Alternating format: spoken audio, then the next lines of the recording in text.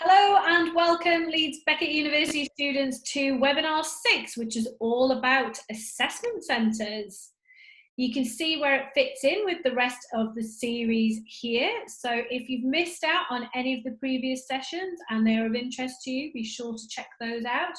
And you can see there that we've got final stage interviews and the transition into the world of work to cover in future sessions. All of the content is based upon my best-selling book, From Learner to Earner. Some brief introductions if you haven't met us yet. I'm Sophie, I'm MD here at SRS. We work with employers and universities within graduate recruitment and employability. So for employers, we design and deliver their assessment materials and help them to recruit their graduates. And for universities, we work with them on a number of employability initiatives, including our assessment centre simulations. You can see all of my various social media handles there on the screen. So if we're not connected already, I'd love to connect with you. Helen, do you want to introduce yourself? Yeah, so I'm the University Partnerships Manager for SRS. I work alongside Sophie delivering these webinars, workshops, assessment centre experiences, anything that's going to help you guys feel more confident about the graduate recruitment process. Hope you find this webinar useful. Thank you, Helen. And on today's session, as with all of our sessions, we are joined by a guest expert in graduate recruitment to hear their valuable insight and top tips. Today, we have some advice from Helen Alkin. Helen is currently Head of Future Talent at British Airways. Before that, she was in a similar role at Marks & Spencer's. She's also a board member at our Institute of Student Employers, which is our industry body for graduate recruitment. She has loads of knowledge and experience, so we'll see a few clips from Helen today. So in terms of what we've got coming up, we're looking at, you can see there on the screen what to expect, looking at in-person and digital assessment centres and the different types of exercises that you're going to encounter. So before we get stuck in, we're going to hear from Helen to find out why employers are using assessment centres. Assessment centres are specifically designed to use a variety of tests and exercises to assess a range of different skills. And it's quite unusual for one candidate to perform brilliantly on every exercise. Inevitably, some exercises will suit you more than others. And I remember plenty of examples in our wash-up meetings where the business decided to hire a candidate who had underperformed on one exercise, but recovered to show their potential on the others. We used a competency scoring grid for this very reason. If you didn't do a great job communicating during a written exercise, for example, we would also assess your communication skills during the interview and the group exercise, giving you multiple chances to impress. Thank you there to Helen. So Helen gave us a good insight there as to why employers are using assessment centres, and simply put, employers are using assessment centres to gain as much information as possible about how a candidate is likely to perform on the job. Through a number of activities, they assess a candidate's skills, knowledge and behavioural fit for the organisation. They're held either at an employer's offices, a local hotel or training facility, or so you make sure that you check the location and plan your journey accordingly if it's an in-person event. Currently, there are a number of employers using virtual or digital assessment centres, and we will be discussing the differences between each of these later. Assessment centres are hosted over a half day or a full day, depending on the role and industry, and you'll usually be joined by several other candidates, typically between 6 and 12. It's important to balance being a team player with showcasing your own performance. You'll be required to work as both an individual and as part of a group on a number of activities, which could include case studies, presentations, analytical exercises, one-to-one or panel interviews, group exercises, role plays, skills or written tests, and possibly even you might be asked to resit your psychometric tests that you may have completed earlier on in the process. You're likely to complete 3 or 4 of the activities that I've just mentioned during the assessment centre, and a typical assessment day might look like this. You'll probably be introduced to the assessors, who will be recruiters and managers from within the organisation. And these assessors will score your performance against a competency or strength-based framework. You can see in the example here that this is an example of a full day event. If you're doing one online, it's likely to be less than a full day. It's probably more likely to be a half day event. But here's an example of a full day one. Assessors will be looking for you to show a variety of key skills, strengths or competencies throughout the assessment centre. Every activity will be focused on your ability to demonstrate these successfully. Broadly speaking, each strength will be assessed at least twice over the course of the assessment centre, with some organisations prioritising some strengths or competencies over others. So motivational fit might be something that they would prioritise, for example. I've identified the most common skills that employers look for, which you can see on the table on the screen. Often the assessors will discuss all aspects of a candidate's performance before making a decision.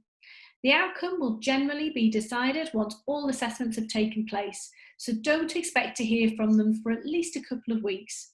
Usually the employer will inform you of when you should expect to hear back.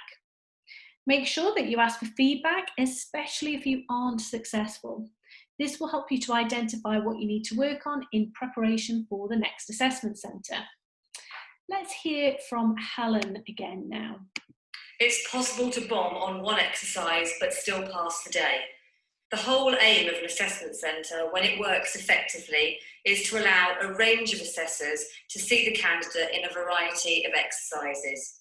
The wash-up then allows the scores to be reviewed and a discussion to take place that really teases out and considers how that candidate performed across the whole day. Typically, some exercises hold more weight than others too. Thank you there to Helen. And as Helen says, it is possible to fail one exercise and still be successful. I can remember a time when I was responsible for graduate recruitment at John Lewis, and I was running an assessment centre in Cheadle, Manchester.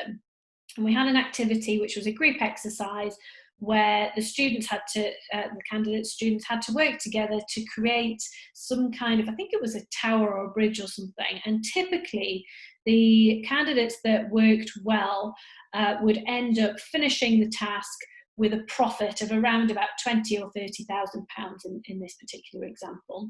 And there was one exercise that I observed where the group actually ended up with minus money, and I'd never seen that before, and I don't think I've ever seen that since. So if you were looking at it from a perspective of the outcome, it was disastrous, like it was really bad.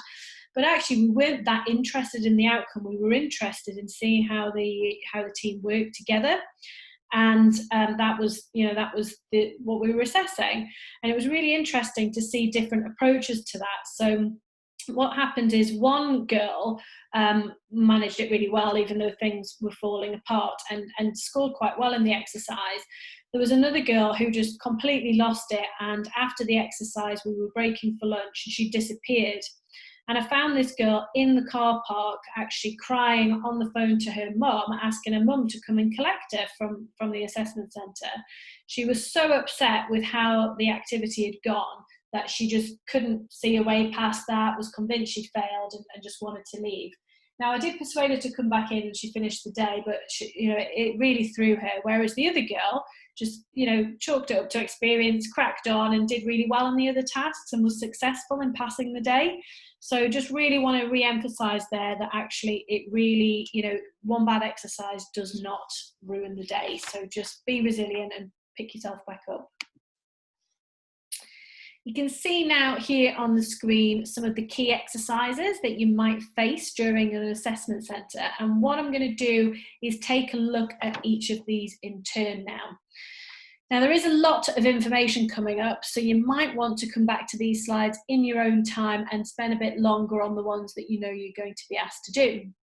We do have a task that goes alongside this webinar, so if you've completed that, then you will know which exercises that you're more likely to complete and which ones to focus on. So first up, group exercises. These are very popular, and these will usually involve between 4 and 8 candidates depending on the number of candidates attending the assessment centre. The employer will provide an industry or workplace related problem that requires a solution. Candidates are assessed against criteria designed to identify key competencies such as teamwork, leadership, enthusiasm, problem solving, critical thinking, communication, and possibly commercial awareness. Some typical group exercises might include icebreakers. So these are aimed at relaxing candidates and building team spirit, and they're pretty popular. You tend to see these at the beginning of the assessment day. You might be asked to complete a task such as building a tower from straws and paper or balancing an egg on some sort of contraption. Clearly they will be for in-person assessment centres, but there are equivalent icebreaker activities for virtual events as well. With group discussions, you'll be given a scenario and asked to reach a logical conclusion, and you might get the opportunity to lead the discussion in turn for this kind of exercise. With case studies, you'll be provided with a role to play based on background information and a brief. A common example is a mock meeting where each candidate assumes a specific function and is expected to fulfill individual and group objectives. Have you come across Belbin team roles before? Perhaps you might have looked at those at university or outside of university. Well, Dr. Meredith Belbin and his team discovered that there are 9 clusters of behaviour, the Belbin team roles, that enable a team to be high performing.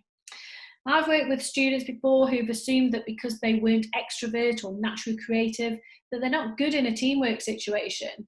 But once they understood which of the Belbin team roles they fell into, they had a greater understanding of their role, increased confidence, and a better idea of how they could contribute. If you want to understand your role within a team better, do take a look at the Belbin website. The link is listed in the resources section at the end of this webinar. Some top tips here for the group exercise. So during the group exercise, make sure that you get involved, making your points clearly and confidently.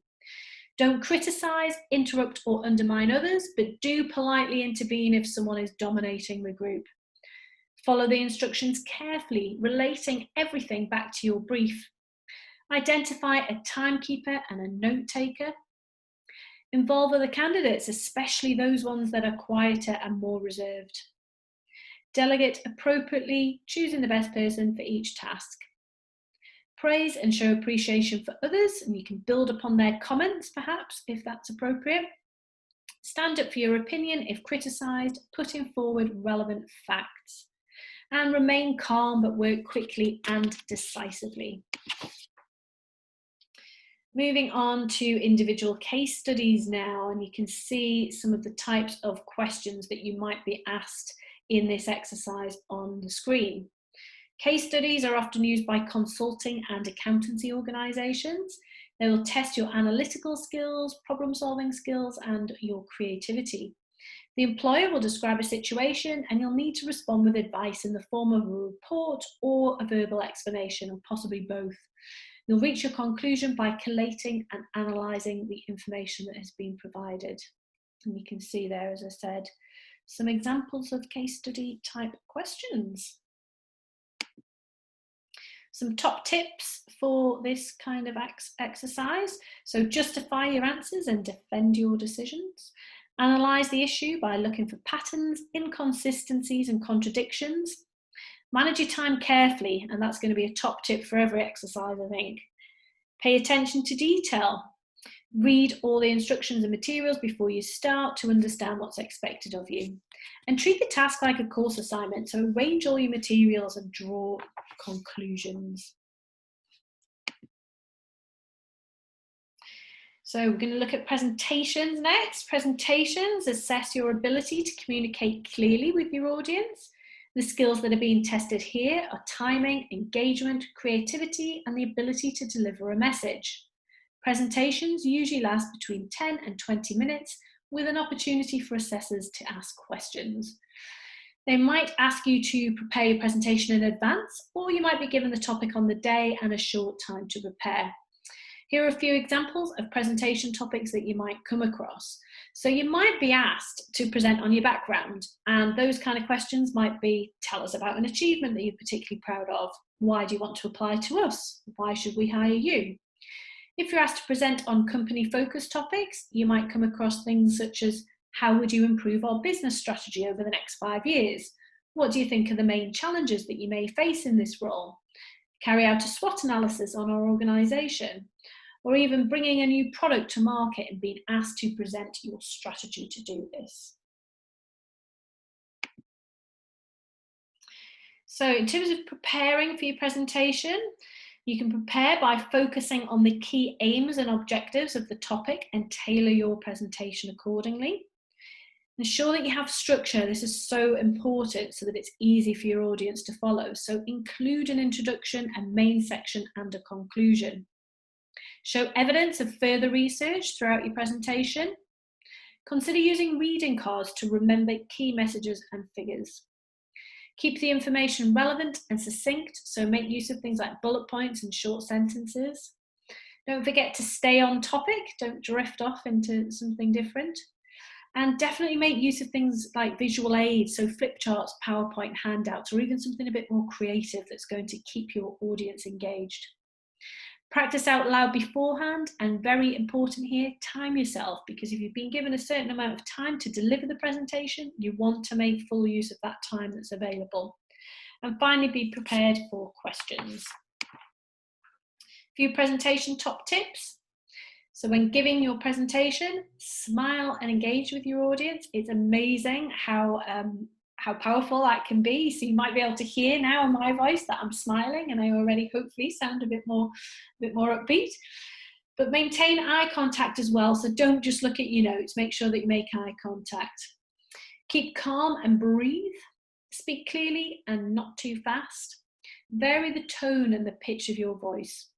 Don't fidget, and be conscious of your body language. And again, as always, manage your time effectively. Moving on to in-tray or e-tray exercises. So these can be known as inbox exercises as well. And this type of exercise requires you to organise a workload. It assesses key competencies such as analytical skills, decision-making, time management, accuracy, organisation, and communication. These exercises will usually take around 30 to 60 minutes to work through, and will require you to explore maybe 10 to 30 items of paperwork such as emails, letters, memos, minutes, reports, organisation charts, policy documents, and maybe telephone messages. Your task will be to prioritise the items and explain what action is required for each. You may be asked to respond to queries, draft replies, make decisions, or delegate tasks. And you may also be given new material throughout the exercise. So to be successful with this kind of activity, ensure that you know how you're going to be assessed, and also find out whether you can write on the document. So if it's an in-person event, are you allowed to write on the documents that you've been given? Note any actions in bullet form, paying attention to detail and referring to the material that's been provided. Be prepared to justify your decisions. Read all the instructions and accompanying materials carefully before starting, and then make a rough plan based on the key issues. Work quickly, accurately, systematically, and logically. Role plays. These are often used to assess candidates who are applying for customer-facing positions or management roles. Typically, these exercises are conducted one-to-one between a candidate and an assessor. Sometimes an actor is used and the assessor observes. The types of skills assessed are communication, leadership, negotiation, and persuasion. You can often identify which skills have been assessed by the topic that you've been asked to role play. So for example, if the scenario is based on selling something, then the assessor is probably looking at your ability to influence and negotiate. Some top tips to help you prepare for the role play. So stay relaxed and keep calm. Be yourself and behave how you would if the scenario were real. I know that's easier said than done when it feels a bit unnatural, but that is what they're looking for. So try not to be too unnatural in your approach to the task. Speak clearly, try not to rush. Engage with the person that you're role playing with. So keep eye contact, maintain that eye contact with them, and remember to smile. Research the role during your preparation time with the information you've been given, and again, keep to time. Written or skills tasks. Now, this type of exercise usually involves writing an essay, an email, a letter, or a report on a given topic, although sometimes you could be asked to proofread, review, or summarise a document. These exercises typically take between 40 to 60 minutes, and they'll be assessing things like your common sense, your reading comprehension, and written communication. So for this activity, ensure that you read all the instructions and materials carefully. You use a combination of headings, bullet points, and writing styles to add emphasis. If you're using acronyms, only use them after you've explained what they are, so you're writing for someone who doesn't have your knowledge. And use the correct spelling and grammar too. Moving on to digital assessment centres now. Results from a recent Institute of Student Employers survey has shown that 60% of graduate employers have moved their assessment centres online, and that's likely to be much higher right now. It's worth getting to grips with what's involved, as even after the pandemic subsides, it's unlikely that employers will entirely revert back to in-person events. It's likely to be a mix of both.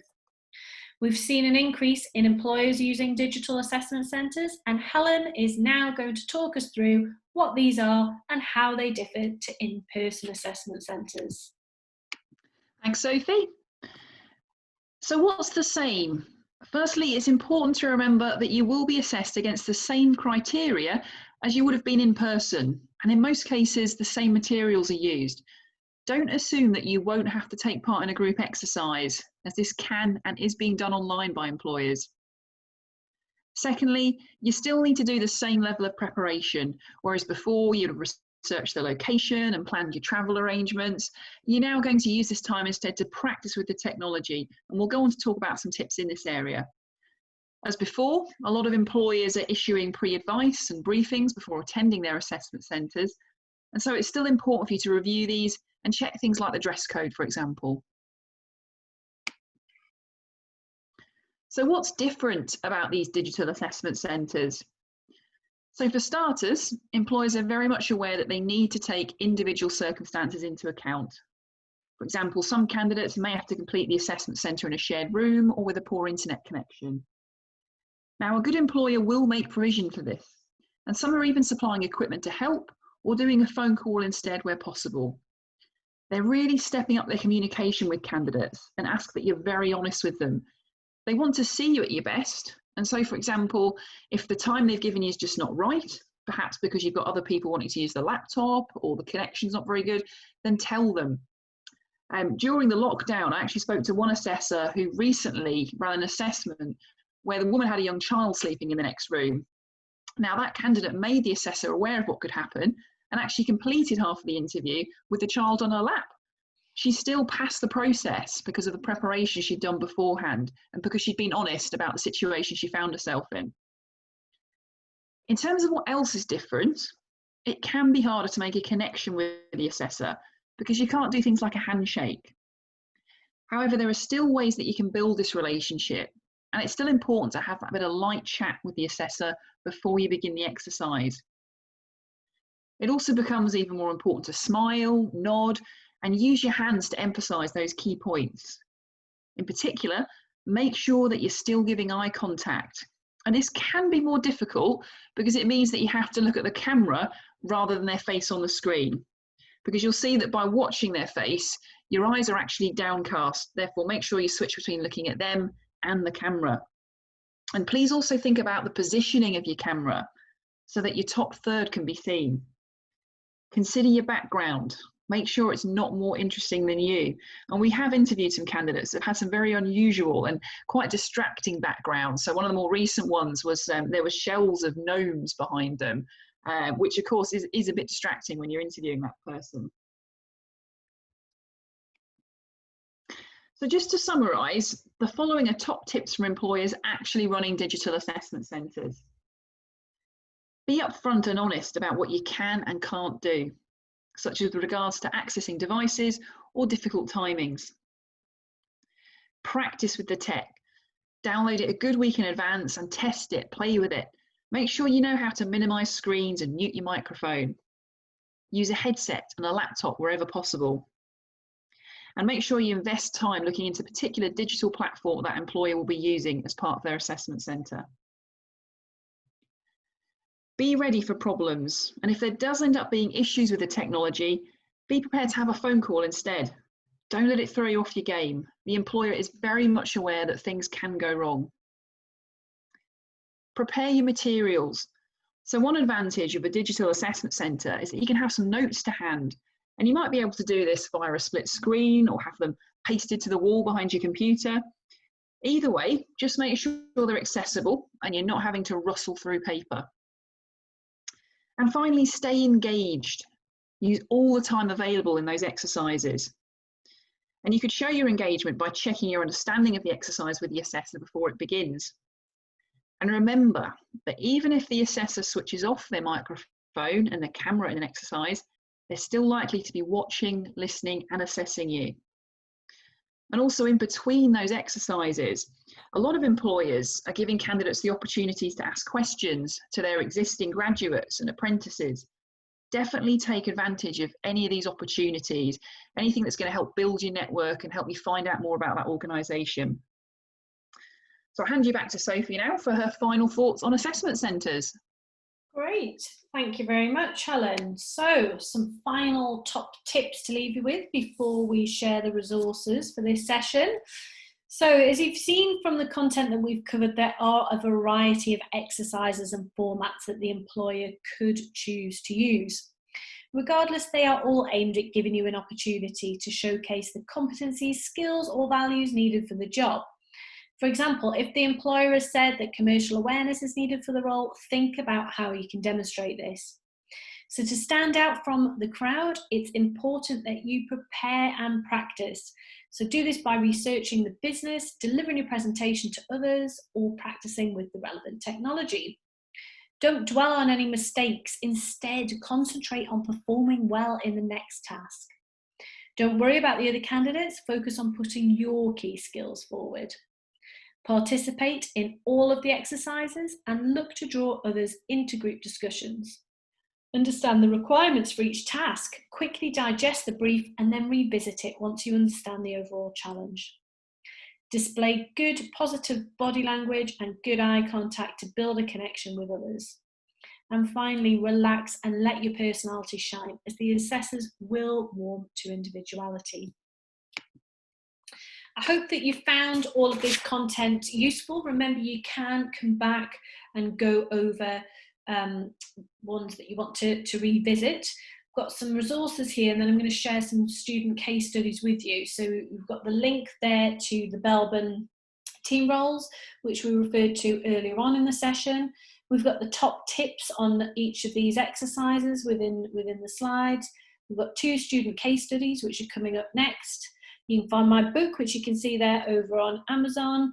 And you've also got your career service. We do keep talking about your career service, but do check out what they're offering and their availability within this area, because they might have some useful resources and things to share with you. So definitely check out what they have.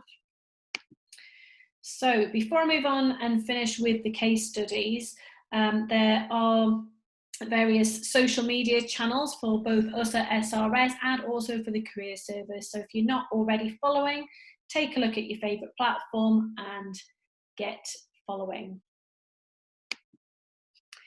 So we've got one student case study here from Ratchner at the University of Manchester, talking about her experience of attending assessment centre. I'll just give you a moment to look at this before we move on to the final one.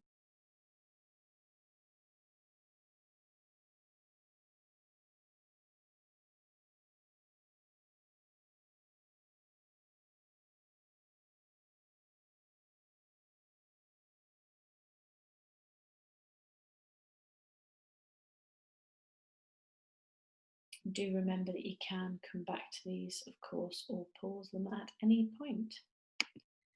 So we've got a final case study there for you to look at from Jessica.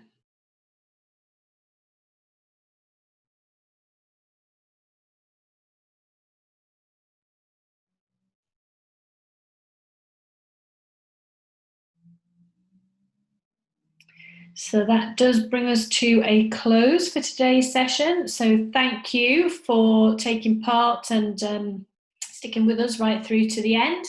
Hopefully we will see you on a future webinar and connect with you over on social media. Thank you very much. Thank you.